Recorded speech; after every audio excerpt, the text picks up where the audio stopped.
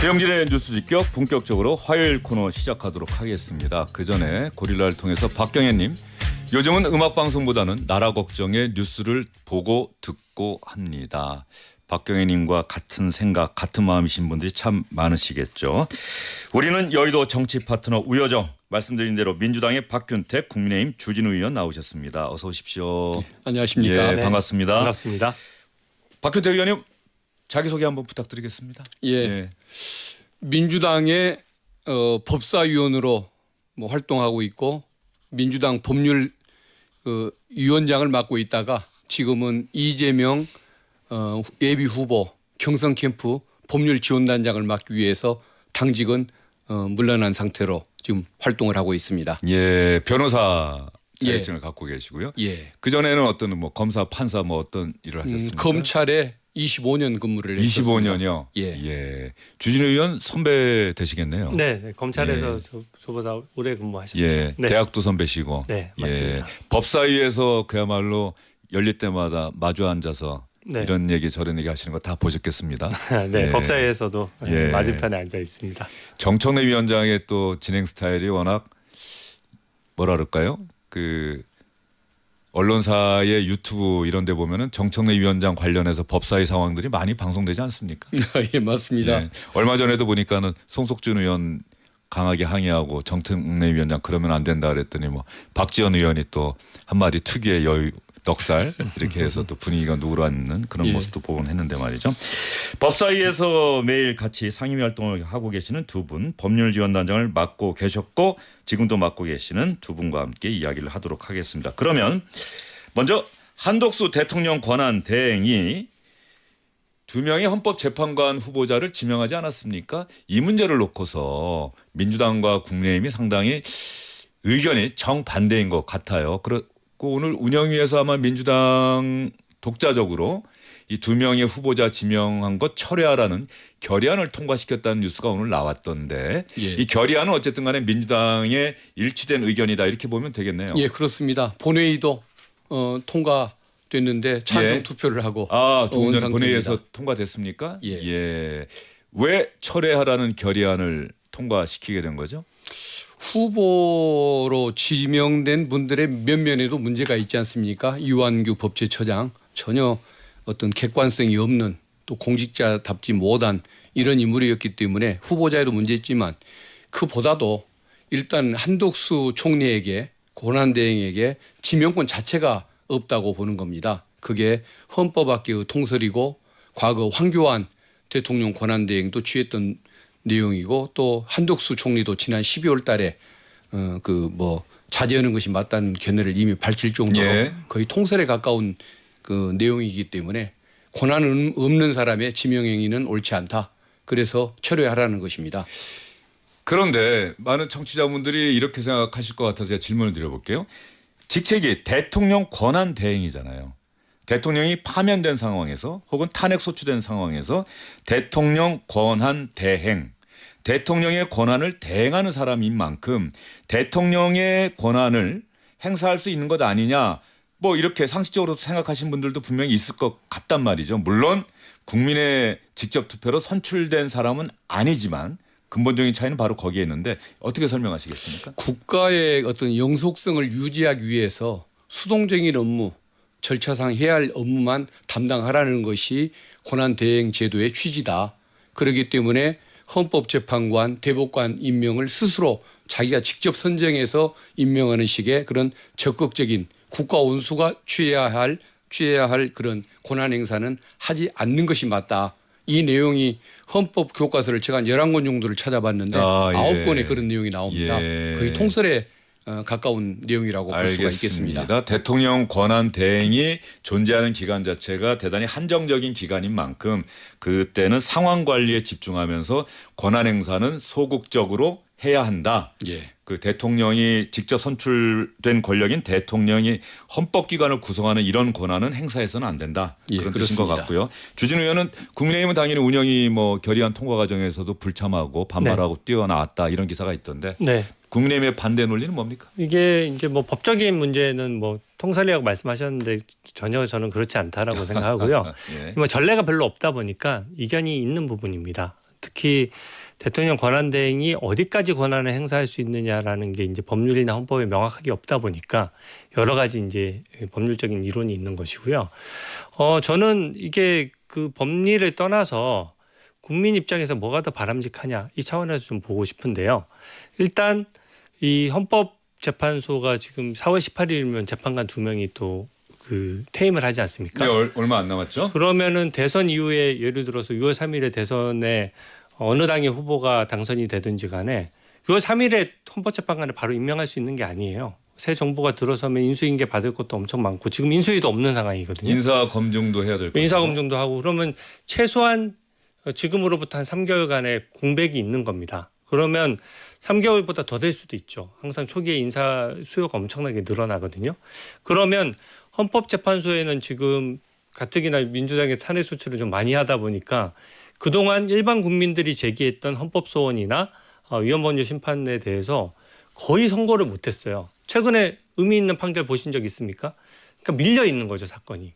그러니까 수천 수만 건이 사건이 밀려 있는 상황 하에서 현재 4월 18일 이후에 만약에 그 공백이 몇 개월간 간다면은 헌법재판소에 있는 그 수많은 인원들과 헌법재판관들 월급은 다 국민 세금으로 나가면서 아예 기능은 마비되는 거거든요. 그러니까 어떤 그 대통령 권한 대행으로서는 국가기관이 통째로 마비되는 것은 좀 문제가 있다라고 보고 마은혁 후보에 대해서 국민의힘에서는 왜 또 불만이 없겠습니까? 그럼에도 불구하고 저희도 불만이 있지만은 구인 체제를 이제 완성하겠다라는 차원에서 지명을 한 것이고요. 또 민주당이 기존에 구인 체제를 완성하자라고 해서 민주당 방안은 뭐냐면 문영배 이미선 재판관의 임기를 늘리자는 건데 헌법에 임기가 6년으로 명시돼 있는데 법률로 늘리는 게 법상 맞지 않거든요. 그러니까 그런 점이 있고 마지막으로 지금 한덕수 대행도 미국 트럼프 대통령과 통화해서 협상하지 않습니까? 네. 그런 것처럼 국익을 지키거나 국민을 편안하게 하기 위한 권한은 꼭 그냥 아까 수동적으로 아무것도 안 해야 되느냐 그런 게 아닌 것이죠. 지금은 트럼프 체제가 엄연히 관세를 막 부과하니까 우리 기업을 보호하기 위해서 바로 협상에 들어가지 않습니까? 그런 외교 협상이나 조약이나 이런 것들이야말로 가장 능동적인 행위인데 그것은 국익에 부합하니까 허용하는 것이거든요. 이 부분도 저는 국익에 부합한다라고 생각하고 후보들도 민주당이 추천했던 후보들에 비해서 뭐 손색이 없다 저는 그렇게 평가하고 있습니다. 네. 그 관세나 통상 문제는 어디 장관이나 차관들도 할 수 있는 행위이기 때문에 국무총리가 나서서는 것이 문제가 안 되겠죠. 그렇지만은 그 작년 12월에 헌법재판관이 6명이던 시절에 3명을 채워 넣어야 함에도 불구하고 대통령 권한대행에게는 그런 권한이 없는 걸로 보여진다라고 그걸 임명을 거부했던 사람이 한덕수 총리 아닙니까? 여야 합의를 촉구했었죠. 그때. 합의는 그 헌법에 나온 요건도 아닙니다. 아니, 한덕수 대행이 그런 얘기를 네, 했거든요. 무조건 안 하겠다는 예, 게 예, 아니었죠. 예. 네. 그리고 권한을 차지하는 게 맞다면서 그런 권한을 행사 안 했던 사람이 이제 와서 본인의 어떤 그 대통령 후보로 나서고자 하는 그 욕심 때문에 지지도를 높이기 위해서 그런 행동을 저지르는 거 옳지 않다는 얘기를 드리고 싶고. 그 지명 자체가 예. 한덕수 대행이 대통령 선거에 나서려고 하는 예. 뭔가 이 물밑에서의 이 여건이 아니죠. 국민의힘 안팎의 어떤 분위기 논의 과정이 있었다라고 보시는 거예요. 아니요, 그 논의가 있었다고 예. 보는 게 아니고 그러니까 지난 그 3월 이전의 모습을 봤을 때는 윤석열 그 피청구인의 탄핵을 방해하기 위해서 그 의리를 발휘하느라고 헌법재판관 임명을 거부한다고 생각을 해왔는데 4월 들어와서 지금 하는 모습을 보면 그것은 윤석열 보호용이 아니고 자기의 수구 세력들에 대한 자기의 지지도를 높여서 본인이 대통령을 되고 싶어하는 이런 욕구 때문이라고까지 저는 의심을 하고 있습니다. 자기 정치다. 그렇습니다. 한덕수 그래서 대행의. 저는 한 가지 드리고 싶은 말씀이 저건 무자격자에 의한 임명이기 때문에 임명되더라도 저는 무효라고 보는 겁니다. 그래서 6월 3일에 새 정부가 출범을 하면 새 정부의 대통령은 그 만약에 임명이 강행되더라도 가짜니까 퇴진을 시키고 새로운 2명을 다시 임명해야 한다고 그렇게 주장할 생각입니다. 또 그 얘기 상당히 강한 이야기까지 예, 나왔어요. 저는 네. 그것을 예. 폐가 입진이라고 예. 가짜를 폐하고 진짜를 세운다는 그 용어로 정리를 하고 싶습니다. 폐가 입진이라는 단어는 역사를 좋아하시는 분들은 아시겠습니다만 조선의 태조 이성계가 고려 말에 공민왕의 아들이라고 하는 우왕과 창왕 결국은 나중에 두 왕을 폐하면서 이건 가짜다. 예. 예, 그것은 공민왕의 아들이 아니라 신돈의 아들이기 때문에 왕으로 인정할 수 없다. 그것은 정몽주 예. 가장 보수적이었던 예. 정몽주 선생도 동의했던 예. 그 방안 아닙니까? 알겠습니다. 네, 너무 국가 혼란에 대한 고민이 없는 것 같아요. 이게 지금 탄핵소추 남발하는 거랑 좀 맥을 같이 하는 거거든요. 아니 헌법재판관이 임명이 됐는데 그리고 그것에 대해서 몇 개월간 운영이 됐는데 갑자기 민주당에서 대통령을 마치 지금 현재 배출한 것처럼 대통령이 되면 기존에 있던 헌법재판관도 다 임기에도 불구하고 갈아치우겠다. 저는 이건 좀 너무 오만한 생각이라고 저는 생각하고요. 아니 잠깐만요. 예. 네. 그리고 이 부분이 있어요. 아까 한덕수 총리에 대해서 개인 정치 욕심이라고 했는데 거기에 대한 근거가 뭐가 있습니까? 저는 객관적인 근거는 없다라고 생각하고요. 그 당시 한덕수 총리가 초기에 이것을 임명하지 않았던 것은 두 가지 이유가 있었습니다. 첫 번째는 마은혁 후보 같은 경우에는 헌정사상 최초예요. 원래 여당 한 명, 야당 한 명, 여야 합의 한 명으로 해야 되는데 야당이 2명을 지명하는 게 그때가 최초인 겁니다. 헌정사가 지금 이제 상당히 오랜 기간 동안 최초 사례인 경우니까 거기에 대해서는 대통령 권한 대행으로서 여야가 합의를 한 번 더 해오라고 주문을 했던 것이고요.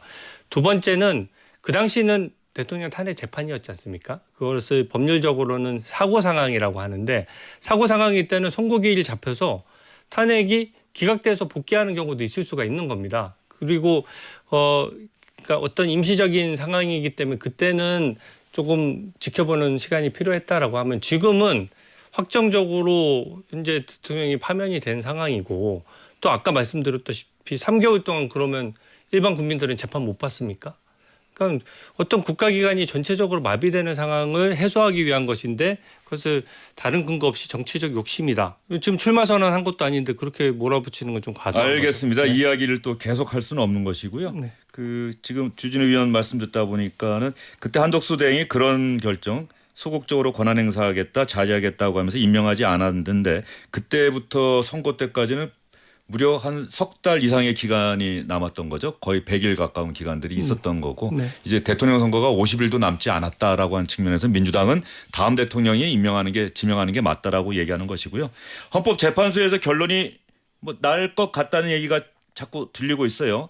내일쯤에 마은혁 재판관이 주심 재판관인데 한덕수 대행의 재판관 지명을 중지해달라는 가처분 신청에 대한 평의가 있을 것이고 내일 중에 이르면 나올 수도 있다. 그러면 헌법재판소 결정 한번 지켜보고 다음 주쯤에 또 두 분 나오시면 또 얘기를 한번 나누는 걸로 하도록 하겠습니다. 한덕수 대행 얘기가 나왔으니까 말이죠. 한덕수 대행 이야기로 좀 넘어가 보도록 하겠습니다. 한덕수 대행이 어제 국무회의에서인가요? 마지막 소명이라는 말을 했다라고 해서 언론에 보도가 많이 됐었는데 한번 직접 들어보겠습니다. 저 또한 그간의 통상 경험을 바탕으로 관련 네트워크 등을 10분 활용하여 국무위원들과 함께 저에게 부여된 마지막 소명을 다하겠습니다. 저에게 부여된 마지막 소명. 이건 주진우 위원에게 여쭤봐야 될 것 네. 같아요. 저게 무슨 소명을 얘기하는 걸까요? 근데 말씀 그대로 아니겠습니까? 지금 제일 중요한 것은 저도 한덕수 총리가 저도 대통령실에 근무했었기 때문에 평소 회의 때도 뵐 때가 있거든요. 예. 그러니까 진짜 나라 걱정 많이 하시는 분이고 지금 특히 미 트럼프 체제에서의 통상 협상에 있어서는 사실 우리나라에서 지금 가장 영향을 발휘할 수 있는 위치에도 있고 또 그런 경력도 가지고 계시거든요. 예. 그러니까 그 부분에 대해서 그 대통령 권한대행이 되자마자 탄핵이 되는 바람에 3개월을 사실 아무것도 못하고 있었잖아요. 그리고 최상목 대행에 대해서도 미 트럼프 대통령이 최상목 대행이라고 통화 안 하고 싶었겠습니까? 통화를 해서 뭔가 협상의 물꼬를 트고 국익을 지켜나가려고 해도 최상목 대행에 대해서는 통화를 안 했단 말이죠. 그러니까 지금 미 트럼프와 대통령과 직접 통화를 하면서 어떻게 보면 그 국익을 지키기 위한 부분이 본인에게 가장 중요한 부분이다.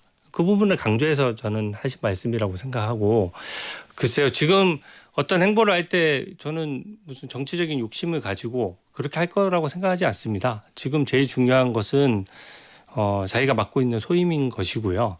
그리고 대선만 놓고 본다 그러면 30일 전에 그만두면 누구나 어느 공직자든지 간에 한덕수 총리뿐만 아니라 누구든 출마는 가능한 거예요. 5월 3일인가 4일까지 네. 거취를 결정하면 된다 이거죠. 네, 그런 정치적 자유는 열려 있는 것이지만 그 말씀으로 봤을 때 저는 지금 무슨 뭐 국민의힘 경선에 참여한다든지 그런 정치적인 입장을 밝힐 때가 아니다. 그리고 이것은 국익을 위해서 지키는 것이 나에게는 가장 중요한 임무라고 생각한다. 그런 원론적인 말씀이라고 생각합니다. 네, 국민의힘 경선 후보 등록이 오늘이 마지막 날이기 예, 때문에 예. 오늘까지 뭐 참여하지 않으면은 국민의힘 경선에 참여할 길은 없는 것이고. 네, 예. 그게 뭐 예. 정치공학적으로 예. 이때 참여 안 하고 미루고 이런 게 아니고 지금 제일 중요한 일이 너무 중요하기 때문에 또 그 부분을 또 통상 협상을 한두 번 하신 게 아니거든요. 국무총리만 2번 했고 주미대사도 지냈지 않습니까? 그러니까 미국 내 네트워크도 굉장히 많은 편이고 그것을 이용해서 협상에 가장 중요한 시점이고 골든타임이라 예. 보기 때문에 저는 그 부분을 강조한 것이고 정치에 지금 현재 관심 기울일 때가 아니다. 이렇게 선을 그은 측면이 있다라고 주진우 의원은 한덕수 대행이 대통령 권한 대행으로서 지금의 혼란스러운 전국을 안정적으로 관리하고 또 선거도 안정적으로 관리하고 무엇보다 미국과의 통상 이 문제에 집중하는 그런데 마지막 소명이라고 하는 표현을 쓴 것 아니냐 이렇게 말씀하신 거죠? 네. 예. 어떻게 보십니까? 주진우 의원님이 예. 한덕수 총리에 대한 애정이 아주 많은 분 같습니다.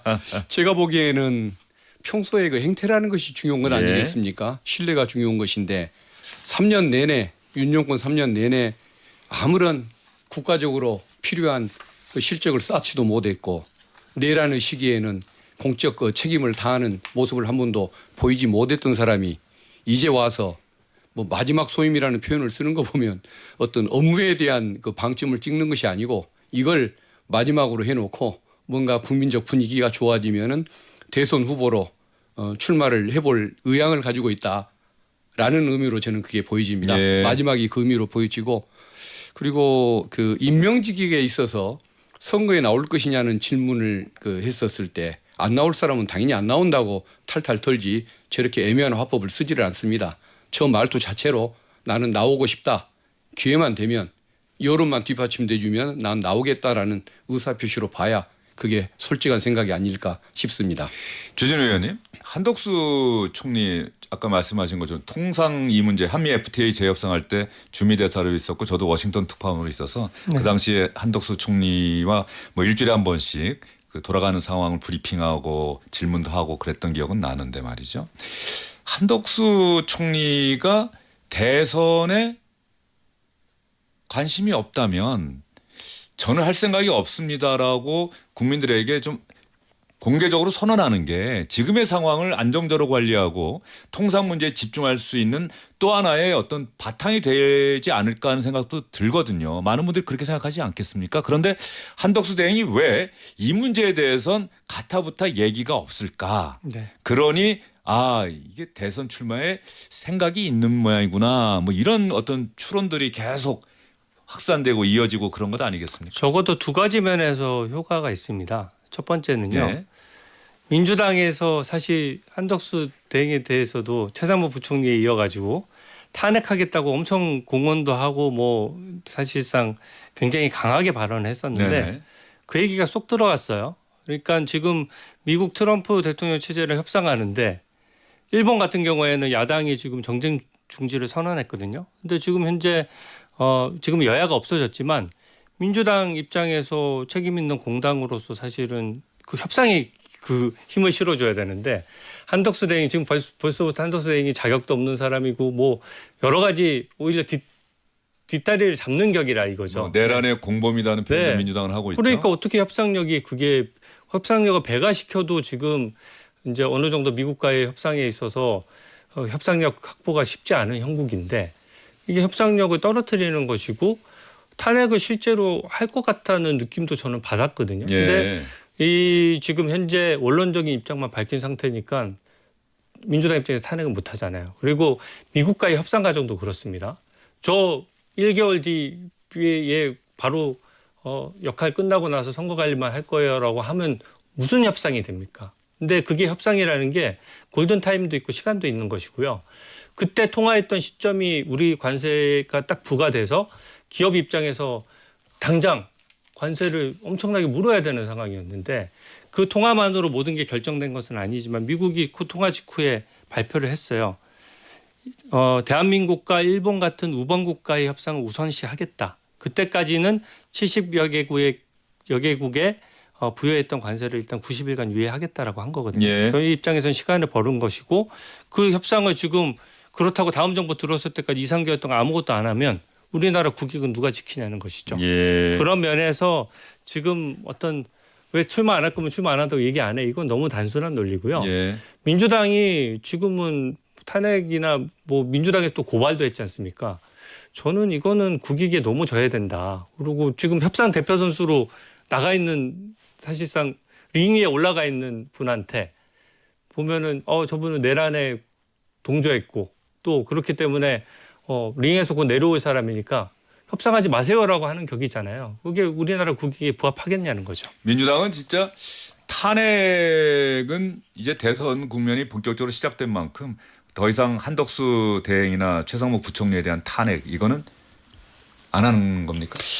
그 초선 의원들 중심으로 예. 탄핵의 목소리가 높고 저 역시 공적 책임감이 없는 인물은 물러나는 게 맞다는 생각을 갖기 때문에 탄핵에 찬성을 하는 예. 그런 입장입니다마는 원내대표부에서 어떤 그 원내 지도부에서 어떤 판단을 할지 그건 좀 지켜봐야 할 것 같습니다. 그리고 지금 그 대선에 나올지 여부가 그 관세 문제라든가 예. 통상 문제 협상력에 도대체 어떤 영향을 미친다는 것인지 그 의미를 저는 모르겠는데 아무튼 그 좀 제밥에 관심 갖지 말고 정말 자기 할 일을 열심히 해주기를 바라는 것이 제 마음인데 어쨌든 그 탄핵 여부 또는 뭐 선거 여부 이런 거 관심 갖지 말고 본인이 자기 일을 열심히 할 때 협상력도 높아질 것이고 잃어버린 국민 신뢰도 얻을 수 있는 기회가 작게나마 주어지지 않을까 그 생각을 합니다. 한덕수 대행의 출마론 관련해서 민주당과 국민의힘에서 오늘 이야기가 나온 게 있다고 하네요. 어떤 이야기인지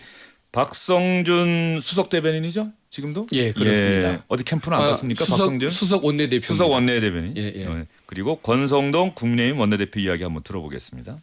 한덕수 총리 자신 있습니까? 자신 있으면 나오세요. 대선에 나온다면 각오해야 할 것입니다. 언론과 국민이 대선에 출마한 한덕수 총리를 양파, 껍질 벗기듯 하나하나 검증할 것입니다. 한덕수 권한대행은 국민의힘 경선에 출마하지 않습니다. 그러므로 추가적인 출마설 언급은 국민의힘 경선 흥행은 물론 권한대행으로서의 중요 업무 수행에도 도움이 되지 않으리라고 생각됩니다. 권성동 국민의힘 원내대표 이야기는 뭐 주진우 의원이 말씀하신 것과 일맥상통하는 것 같고요. 민주당의 박성준 대변인 이야기 들어보니까 자신 있으면 나오세요. 양파 껍질 벗기듯 철저하게 검증해 주겠다. 이게 사실 예전에 고건 전 국무총리 또 반기문 전 유엔 사무총장의 대선 출마 움직임 실제로 또 움직였었죠. 두 사람 다. 그런데 중도에 포기했을 때 많은 이제 분석이 결국 정치인은 아무나 하는 것이 아니다. 이 혹독한 검증 과정을 견뎌낼 인내심이 있어야 하고 동시에 그 과정을 겪어서 내가 반드시 권력을 쟁취하겠다는 권력 의지가 있어야 하는데 이 관료 출신들은 그렇지 못하다. 아마 그 부분 겨냥해서 민주당에서 이런 논평이 나온 것 같은데 말이죠. 저는 저걸 어떤 뭐 의미를 담아서 저 말씀을 했는지는 모르겠습니다. 그러니까 실제 어떤 개인적인 문제가 있는지 예. 이런 건 모르겠습니다만은 제가 알고 있는 것만으로도 한덕수 총리는 총리 자격도 없는 사람입니다. 사실은 스스로 사퇴를 해야 맞는 사람인 거죠. 그 정도 얘기하시려면 무소속으로 대선에 나오기 위해서가 아니라 사실은 공직자 자격이 없기 때문에 그만둬야 맞다고 저는 생각하는데 이유가 뭐냐. 총리를 윤석열 정권에서 2년 반 이상 했지 않습니까? 예. 작년 12월 달까지 도대체 대한민국의 발전에 뭘 기여한 것이 있습니까? 경제 성장률 마이너스가 됐고 내수가 10분기 이상 계속 마이너스를 기록하는데도 서민들을 구제하기 위한 노력을 아무것도 하지 않았습니다.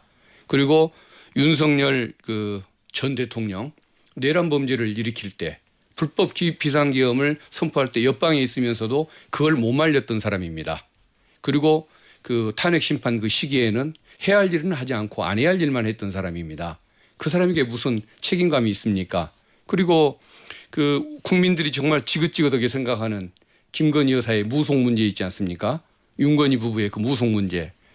지금 한덕수 저 총리의 부인이 김건희 여사의 어머니급이라고 할 정도로 그 무속 지배를 당하는 사람이라는 거 아닙니까? 그러면 또 그것들이 또 이어지게 될 텐데 그 무능, 무책임, 무속 그 산무만으로도 저는 자격이 없다고 보는 것이고 그리고 또 저 사람이 정말 대통령이 나와서 진짜 당선된다고 가정을 했을 때 그런 일은 없겠지만 윤석열을 사면해 줄 거 아닙니까?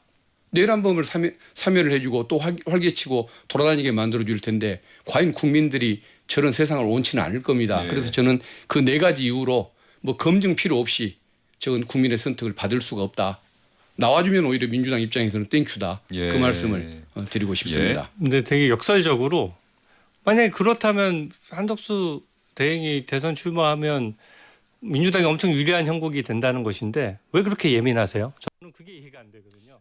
그러니까 이게 보면은 정말로 위협이 되나 하는 생각을 가지는 국민들도 좀 계실 것 같아요. 지금 말씀하셨던 대로 능력 없고 무능하고 국민들이 다 지켜보셨지 않습니까? 능력 없고 무능하고 비리 많고 뭐 지금 말씀하셨던 대로 다 그렇게 문제가 많은 후보라면 출마 여부에 왜 이렇게 관심을 가지고 벌써부터 저는 박성준 수석의 저 발언을 저는 솔직히 말씀 좀 좋지 않게 봤습니다. 왜냐하면은 예. 좀 그 정치적인 자유는 누구나 이렇게 열려 있는 거고 국민의 선택을 받을 수 있는 가능성 누구한테나 열려 있는 것이거든요. 근데 지금 현재 대한민국의 권력은 어디에 쏠려 있습니까? 거대 당인 민주당에 쏠려 있는 상황인데 저게 거의 반협박식의 그 발언으로 들릴 수 있는 부분이거든요. 특정 사람을 지금 아직 무슨 대선에 대해 가지고 공식적인 입장을 발표한 것도 없는데 그 대선 나오면은 양파 껍질 벗기듯이 낱낱이 까주겠다라는 게 그 개인에 대해서는 협박이나 압박이 될 수 있는 것이고요. 저는 그래서 그 부분이 너무 거대 당으로서 지금 권력에 도취된 거 아니냐라는 비판을 할 수밖에 없다라고 생각하고 이게 뭘로 또 연결되냐면 민주당 의원들의 강덕구 의원이나 또 그 우리 박홍근 의원 같은 분은 아예 대통령이 탄핵이 되면 그 당은 이제 대통령 후보도 아예 내지를 못하고 정당도 해산해야 된다라는 법률안을 버젓이 또 냈어요. 그러면 그 법률안대로라고 하면은 그 법률안을 그냥 단순히 정치적 주장을 한 게 아니라 법률안을 제출했단 말이죠. 예. 그 얘기대로라면 일당 독재하자는 얘기밖에 더 됩니까? 그러니까 국민의힘 해체하고 후보 없이 이재명 대표는 무투표 당선되자 이런 얘기거든요. 그러니까 이게 지금 현재 우리나라 민주주의 수준에는 맞지 않는 얘기고 굳이 한덕수 총리가 지금 협상하겠다라고 하고 말 그대로 해석하면 그뿐이고 어떤 정치적 액션을 한 것도 아닌데 그 부분에 들어와서 양파 껍질 얘기를 할 필요는 저는 없다라는 생각이 들고요.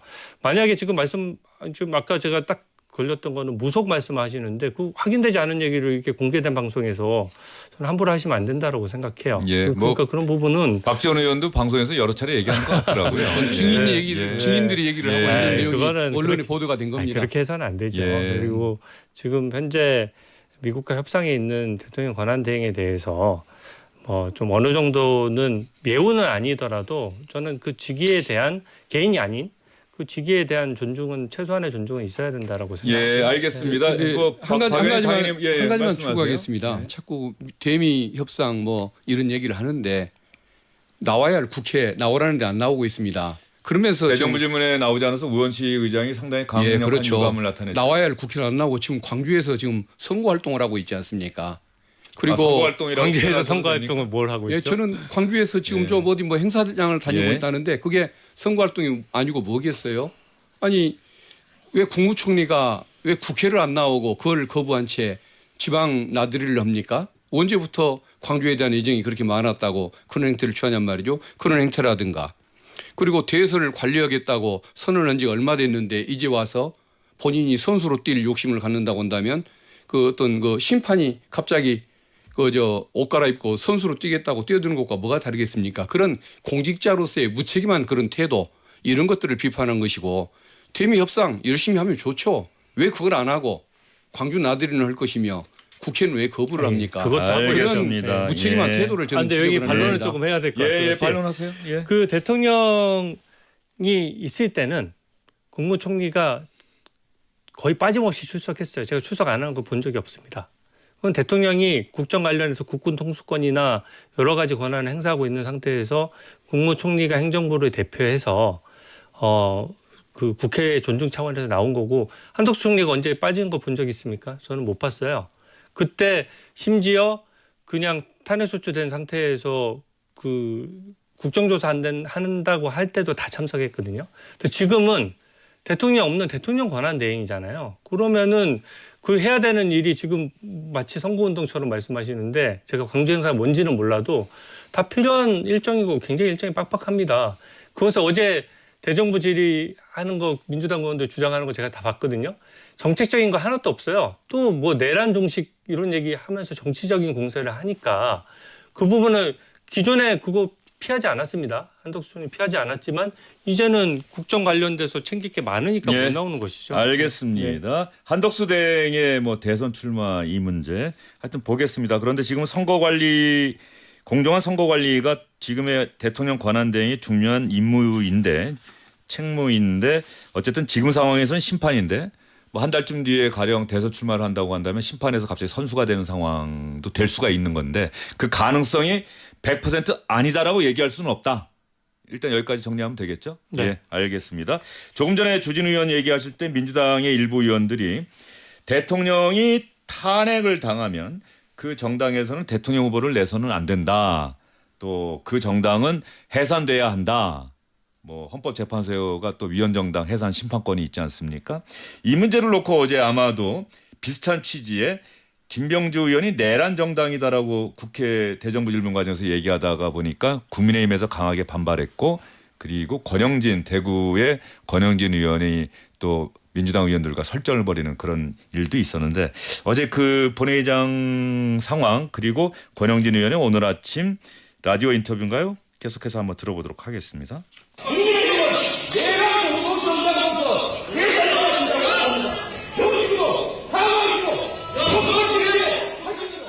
우리 국민의힘 의원들은 만약에 하나 민주당이 집권을 하게 되면은 또 헌법재판소의 구성이 정말 민주당에 가까운 성향의 사람들로 채워진다고 하면은 아마 틀림없이 국민의힘을 내란 동조 정당으로 공범으로 몰아서 해산 심판까지 갈 거다. 이런 어쩌게 보면 위기 의식을 지금 느끼고 있는 상황이거든요. 예. 권영진 의원 어제 상당히 강하게 반발하면서 내란 정당이라는 김병주 민주당 의원의 발언에 그래서 일부 언론에서는 뭐 야구장에서나 볼 수 있는 벤치 클리어링이 일어났다. 양쪽 의원들이 또 말리기도 하고 막 그랬는데 권영진 의원이 오늘 아침 채널A 돌직구 쇼에서 저 이야기를 했다는 건데 사과를 하면서도 내가 왜 그런 행동을 할 수밖에 없었느냐. 과격한 언사를 내뱉을 수밖에 없었느냐.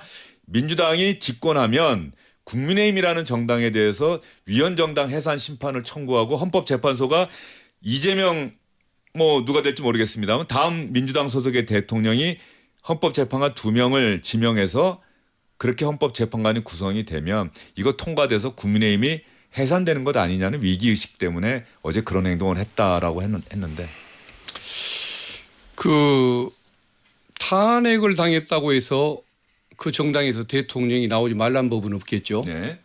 대통령이 개인 비리로 그런 문제가 생겼을 때는 당연히 정당에서 후보를 내야 맞다고 저는 봅니다. 그런데 지금 민주당에서 일부 의원님들이 그런 말씀을 하는 이유는 뭘까? 네. 대통령의 내란 행위를 막기 위한 노력을 안 하고 그걸 옹호하고 감싸는 이런 행태를 취한다고 한다면 이것은 자유민주적 기본질서, 헌법이 인정하는 자유민주적 기본질서를 부정하는 거 아닙니까? 헌법을 부정하는 정당을 인정할 수는 없는 것이겠죠. 그러니까 그런 문제를 비판하기 위해서 아마 그런 법안도 내고 공격을 했을 텐데 저는 국힘에 대해서 그런 생각을 갖고 싶지는 않습니다. 그러나 국민들로 의 의견으로는 뭐 위헌정당 해산 심판을 청구한다 이런 생각은 없으신 겁니까? 안타깝단 말씀만 네. 드리고 싶습니다. 그러니까 조금 내란을 옹호하고 있는 정당이라는 오명을 제발 좀 씻고 국민들한테 정당 해산을 하라는 말을 듣지 않는 정당이 되도록 좀 거듭나기를 저는 촉구하고 싶다. 이 말씀을 드리고 싶습니다. 네. 주진 의원은 권영진 의원의 이야기에 동의하세요? 근데 위헌정당 해산 심판은 국민들 눈이 무서워서 민주당이 하기 어렵죠. 저는 하기 어렵다라고 보고요. 권영진 의원은 그 얘기를 네, 예, 공격을 이제 하네요. 그거를 사실은 국회에서 질의를 하는 과정에서 상대 당에 대해서 내란 옹호당이라고 호칭하는 것 자체가 저는 기본적인 그 국회의원으로서 품격, 최소한의 국민들한테 보여지는 것에 있어서 좀 도리가 아니라고 생각하고요. 그런 논리대로라고 하면 제가 그 북한 800만 불 얘기를 계속 하는 이유가 뭐냐면 이재명 대표가 북한 경기도지사 시절 얘기잖아요. 그러니까 북한 김정은에게 800만 불이 건너가는 장면이 있었고 그걸로 인해서 2심에서 이화영 부지사에 대해서 징역 7년 6개월까지 선고된 상황인데 거기에 대한 어떤 사과도 안 하고 입장도 밝히지 않고 오히려 이화영 부지사를 감싸지 않습니까? 같은 논리대로라면 북한에 돈 갖다 주는 거야말로 그 돈을 가지고 미사일을 개발할지 사치품을 살지 어떻게 압니까? 그런 부분이야말로 외환을 옹호하는 것인데 저희가 외환 옹호당이라고 안 하지 않습니까? 근데 그건 기본적으로 상대적인 측면이 있는 거고요. 법치주의 그 말씀하시는데 이게 지금 어쨌든 재판을 받고 있잖아요. 그 탄핵 재판도 있었고 비상계엄에 네. 대한 탄핵에 관한 판단도 있었지만 형사 재판도 계속 되는데 그것에 대해서 정치권에서 이미 결론을 다 내린 듯이 해서 말하는 건 저는 적절하지 않다는 생각이 들고 이번 어차피 지금 대선 전국이지 않습니까? 대선 전국의 화두가 뭐겠습니까? 당연히 먹고 사는 문제고 미국하고 협상 잘해가지고 우리나라 국익 지키고 이런 게 제일 중요한 문제지 아직도 내란 타령하는 거에 대해서 저는 국민들이 냉정히 평가할 것이라고 생각합니다. 알겠습니다. 네. 주진우 의원님께는 그 질문 또 그 얘기 하시니까 드려보고 싶네요. 그거보다도 잠시만요. 박 의원 예, 잠시만요. 그 국민의힘이 비상계엄 민주당에서는 내란이라고 얘기는 합니다만 그 이후에 파면 결정이 날 때까지 헌법재판소의 파면 결정은 대단히 준엄한 결정이었단 말이죠. 그런데 국민의힘은 과연 정확하게 어떠한 생각을 갖고 있는 건지 헌법재판소 결정을 존중한다면서도 그래도 탄핵은 안타깝다 아쉽다라고 하는 이 이야기는 도대체 비상계엄 선포를 잘했다라고 하는 건지 잘못했다라고 하는 건지 잘못은 했는데 탄핵은 아니다라고 하는 이야기는 헌법재판소의 결정을 승복하지 않겠다는 건지 이 부분이 아직도 좀 헷갈려 하시는 국민의힘이 정확하게 어떠한 생각을 갖고 지금 이 탄핵 이후의 국면에서 가고 있는 건지 좀 정리를 한번 해주시겠어요? 네. 어느 정당이든지 간에 한 사람의 생각으로 정당 구성원의 모든 생각이 다 포섭되는 건 아니거든요. 네. 여러 의원들이 여러 입장을 냈죠. 그 입장은 그 입장대로 존중해야 된다라고 생각하고요. 비상계엄에 대해서는 애초에 우리 당이 처음부터 저도 비상계엄 해제하는데 가결표를 던졌거든요. 그러니까 비상계엄이 잘못됐다는 점에 대해서는 이미 국민의힘에서 여러 차례 밝혔고 네. 사과도 했습니다. 네. 그 부분에 대해서 명확한 것이고요. 탄핵 관련돼서 우리가 문제를 삼았던 것은 탄핵 재판 과정이 헌법재판소의 우리나라 그 최고 헌법 수호 기관인 헌법재판소의 위상과 수준에 맞지 않았어요. 절차 자체가 그냥 일반 형사재판도 그렇게 이루어지지 않을 정도로 절차적인 부분에 있어서는 국민의힘 의원뿐만 아니라 저명한 헌법학자들도 문제를 많이 제기했다는 거죠. 반대신문권을 초시계를 놓고 하는 재판은 어느 나라에서도 본 적이 없습니다. 그러니까 그런 식의 졸속 재판이 이루어지다 보니까 그 절차적인 부분을 많이 얘기를 했던 것이고 네. 민주당 논리대로 비상계엄이 곧 내란이라고 하면 그러면은 지금 하고 있는 재판 뭐 때문에 합니까? 그냥 민주당 판단대로 해가지고 옛날 원님 재판 하듯이 하죠. 하지만 법치주의는 이재명 대표도 5개 재판 받고 있지만 무죄 추정 받고 있잖아요. 그런 것처럼 거기에 대한 법적 평가는 법적 평가대로 남겨두자는 게 저희 입장이고요. 네. 그러니까 비상계엄이라고 해서 내란을 옹호했다, 내란을 종식해라 이런 식의 논리 비약은 지금으로서는 곤란하다. 하지만 탄핵 재판에 대해서도 절차적인 부분을 저희가 통렬히 지적했지만 결과 승부 메시지 바로 했습니다. 이게 민주주의가 결과에 대한 승복을 가장 기본적으로 하는 것이기 때문에 저희 마음에야 정치적으로 따지면 탄핵되는 게 반가울 사람이 누가 있습니까?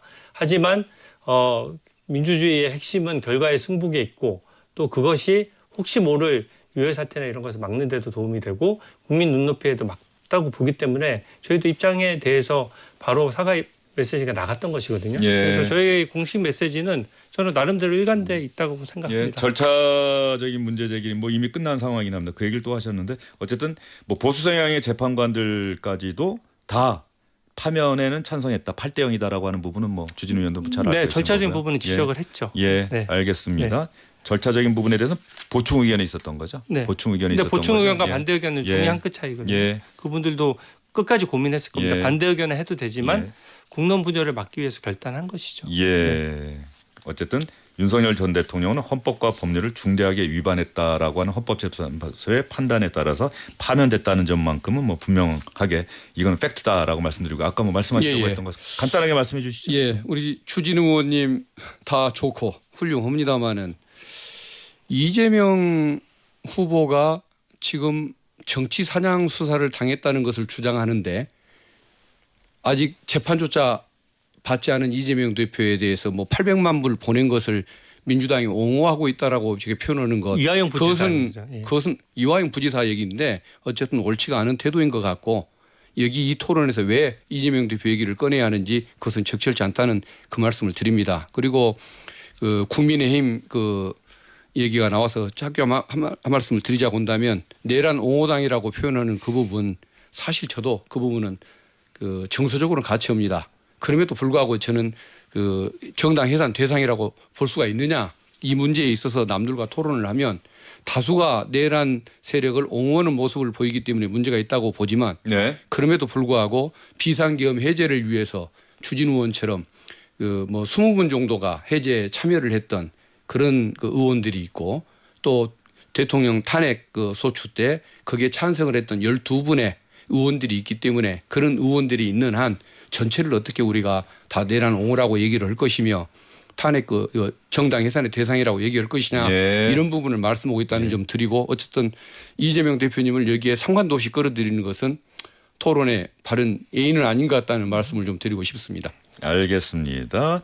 자, 그러면 국민의힘 경선, 민주당 경선은 어쨌든 간에 김경수 전 경남지사, 김동연 경기지사가 참여하면서 3파전 양상으로 진행되고 있는데 이재명 전 대표가 독주하고 있다라고 하는 평가에는 뭐 거의 모든 언론, 민주당에서도 아마 다른 목소리는 없을 것 같아요. 과연 김동연 지사와 김경수 전 지사가 어느 정도의 득표력을 보이느냐 뭐 이런 부분에 관심이 있는 것 같고 국민의힘에서는 지금까지 8명 정도가 지금 출마 선언한 것 같고요. 네.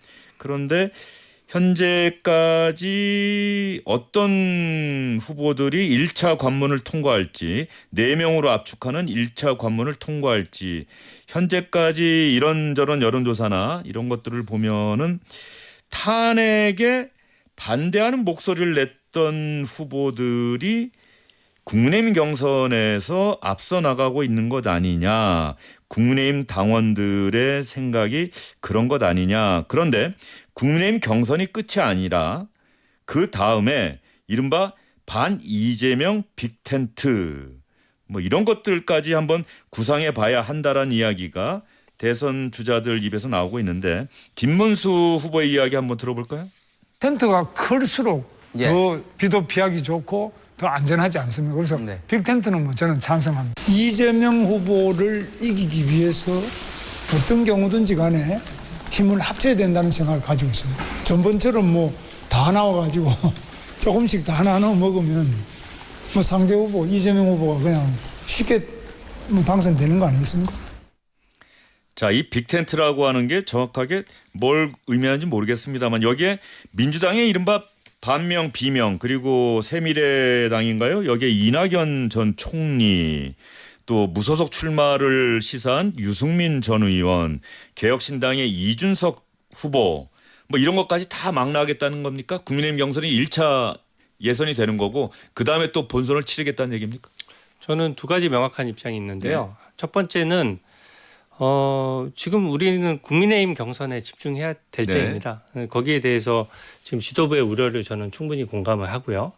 또 빅텐트론 뭐 이재명 대표 체제가 우려되는 국민들의 이제 민의를 반영해서 보면은 좀 우려 섞인 얘기를 한 것인데요. 저는 그 타이밍이 조금 이르다는 생각이 들고요. 지금은 국민의힘에서 1차 경선조차 되지 않은 상황이거든요. 그리고 탄핵에 찬성이든 반대든 이런 부분에 대한 부분도 있지만 사실은 비전을 보여줘야 되는 측면도 있거든요. 그러면 우리 당의 제일 지금 흥행 포인트는 의원들끼리 다 물어봐도 지금 그 빅4가 어떻게 될 것이냐 네. 부분에 대한 의견도 다 갈릴 정도로 누가 어떻게 될지를 모르는 상황이에요. 그리고 세 명은 거의 일치하지 않습니까? 그래도 좀 예. 많이 차이가 많이 예. 납니다. 그래서 그런 부분에 있어서 누가 이제 마지막 2인으로 올라가고 누가 될지에 대해서 누구도 장담할 수 없다. 그러니까 결과를 알 수 없는 승부기 때문에 저는 흥행 요인이 분명히 있다라고 하고 생각하고 흥행 요인이 있다라고 하면 국민들 앞에서 비전을 보여주는 자리니까 거기에 좀 집중하자는 말씀을 드리고 싶고요. 두 번째는 빅텐트로는 되게 현실적인 생각을 담은 겁니다. 이게 뭐 대단한 그 새로운 얘기를 하는 건 아니고요. 지난 박근혜 정부 탄핵 때 문재인 전 대통령이 대통령에 당선이 됐지만 당시에 나왔던 후보들 이제 홍준표, 유승민 후보 등이 나왔지 않습니까? 네. 안철수 후보도 그 세 후보의 합이 문재인 대통령보다 더 앞섰어요. 그러니까 산술적으로만 계산했을 때 그러면 아까 지금 김문수 후보 얘기도 잠깐 나왔지만 이게 어떤 보수 진영의 보수 가치를 좀 실현시킬 수 있는 후보들이 분산됐을 경우 표가 분산되고 승리하기는 어렵다는 그 현실론적인 판단이 있는 것이고요. 그래서 만약에 뭐 저희가 무슨 정책 방향이나 가치가 전혀 일치하지 않는데 그 함부로 모일 수는 없죠. 하지만 이재명 대표와 관련돼서 지금 이재명 대표가 추구하는 여러 가지 것들에 대해서 우려하는 분들이 뜻을 합칠 가능성은 남아 있는 것이고요. 그건 선거에 이기기 위해서 뭐 어떤 경우에 단일화하는 것은 민주당에서도 지금 그 비명계의 단일화 얘기가 나오지 않습니까? 저는 너무 자연스러운 현상이라고 생각하고 예. 지금 얘기하기는 좀 이르다 그렇게 말씀드리고 알겠습니다. 싶습니다. 국민의힘이 뭐 당연히 대선에서 한번 이기고 싶어 하겠죠. 이기기 위해서 최선을 다 하겠죠. 그런데 지금 국민의힘에서 2002년 새천년 민주당의 이른바 노무현 바람이라고 하는 것은 보면은 앞서가던 주자가 아닌 뒤따라가던 주자가 당시의 시대 정신과 국민들의 생각을 정확하게 읽어서 그 이야기를 대신해 내면서 바람이 불었는데 국민의힘의 지금 경선 구도는 탄핵이라고 하는 그 예상치 못했던 상황, 우리 헌정사의 비극적인 상황, 그리고 헌법과 법률을 다시 한번 들여다볼 수밖에 없게끔 만들었던 비상계엄 선포. 이 과정에서 탄핵에 반대하는 생각을 명확하게 밝혔던 김문수 전 장관, 홍준표 전 대구시장, 또 나경원 의원, 뭐 이런 분들이 현재 뭐 4명 안에 들어가는 것 아니냐. 여기에 이제 한동훈 전 대표는 탄핵에 찬성하는 의견을 명시적으로 냈었고요. 그래서 이게 자칫 탄핵 반대 목소리를 냈던 대선 주자들이 어떤 다수를 이루는, 그래서 한동훈 전 대표와 안철수 의원이 4명 안에 들어갈지는 모르겠습니다만 자칫 탄핵에 찬성했던 사람들이 어떤 이렇게 좀 공세를 받는 그런 국면으로 전개가 된다면 과연 이런 흥행의 돌풍이 불겠느냐, 이런 걸 지적하는 목소리가 좀 있어요. 네, 국민의힘 경선을 너무 단순하게 보시는 것 같습니다. 탄핵은 어쨌든 지나간 사건이고 저희가 미래지향적인 비전 제시 없이 어떻게 대선을 꿈꿀 수가 있겠습니까? 지금 저희는 1차 토론회도 하질 않았거든요. 네. 그 상태에서 탄핵 찬성이냐 반대냐를 놓고만 그렇게 분류하는 것은 저는 그 좀 맞지 않다라고 네. 생각하고요. 특히 뭐 탄핵 찬성 반대했던 후보들이 다 들어가 있어요. 그리고 탄핵 찬성 반대에 대해서도 어떤 토론 과정에서 어떤 입장 표명이 있겠지만 그게 다는 아니죠. 예. 탄핵 이미 지나간 사건이고 그거 말고도 더 중요한 것들이 있기 때문에 저는 뭐 탄핵 찬성, 그러니까 예를 들어 탄핵을 반대했다라고 해서 그러면 우리 당의 후보가 절대 될 수 없느냐, 그런 게 아니거든요. 경선이라는 것은 결과를 알 수 없는 게 경선인 것이죠. 그리고 탄핵 찬성도 마찬가지입니다.